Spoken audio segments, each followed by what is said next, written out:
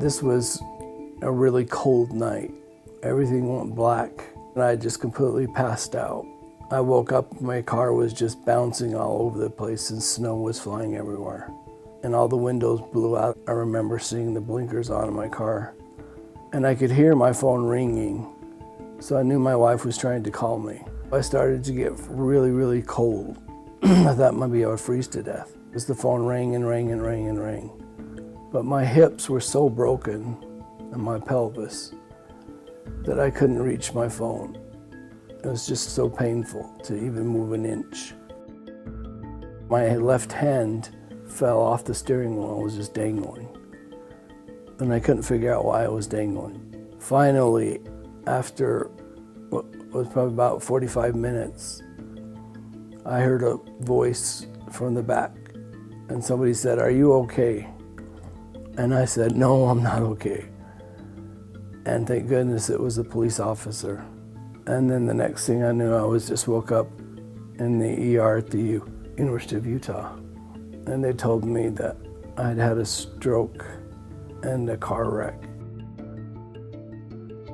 My progress was really slow, so I had to wait after week after week after week. I was not a good patient. They gave me a trach, and I hated my trach, so I ripped it out and I threw it at the doctor. And I said, I'm done with this. And then they put a feeding tube in my nose. The nurse left some scissors on the table, and I cut my feeding tube. They weren't very, very impressed with that either. I finally was in there long enough to where they admitted me to the University of Utah here at the Neilsen Rehab Center. My first interaction with Zeb was in the outpatient clinic. He was extremely fatigued and lethargic and could barely participate. My legs looked like tiny, tiny toothpicks. They'd atrophied till there was no muscle left because I'd been laying in bed for so long. So it took a long time just to be able to lift my leg up even that much. But little by little, I got stronger. And finally the doctor said, "Okay, you can put weight on your hips." I quickly saw that he had a lot of potential for, improving his walking and ambulation. He's progressed from being able to just walk short distances, 10 feet, walking now as much as, 600 feet. It's hard work. And there's no way around it. It's hard work. I did every day. They worked me out really hard. At the end of the day, I was exhausted. But that's just how you get better. I had great therapists. I loved my therapists. They were so good to me. I had world-class treatment right from the day one. The best people in the world for strokes are right here. His primary goal was to be able to walk onto the field again with the Weber State football team. I've been their chaplain for 7 years. So I told Jay, the coach, when we come here to play Utah, I'm going to lead the team onto the field.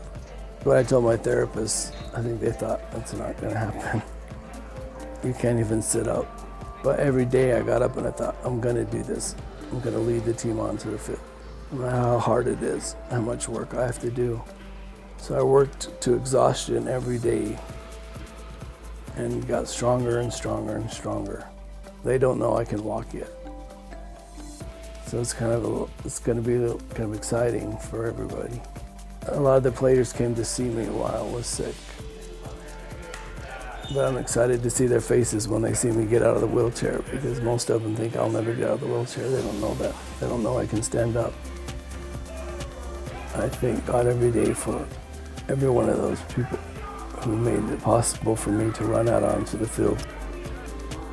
When families, are told that they're not going to survive, and then they come through rehab and I get them walking, that's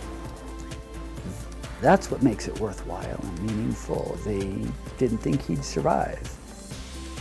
They didn't think he'd walk. He's doing both. Never give up. Never give up. Never put limitations on what you can accomplish. A stroke is a devastating thing. But if you have really good people like the University of Utah has, you can overcome it. You can get to a point where you can live a normal life.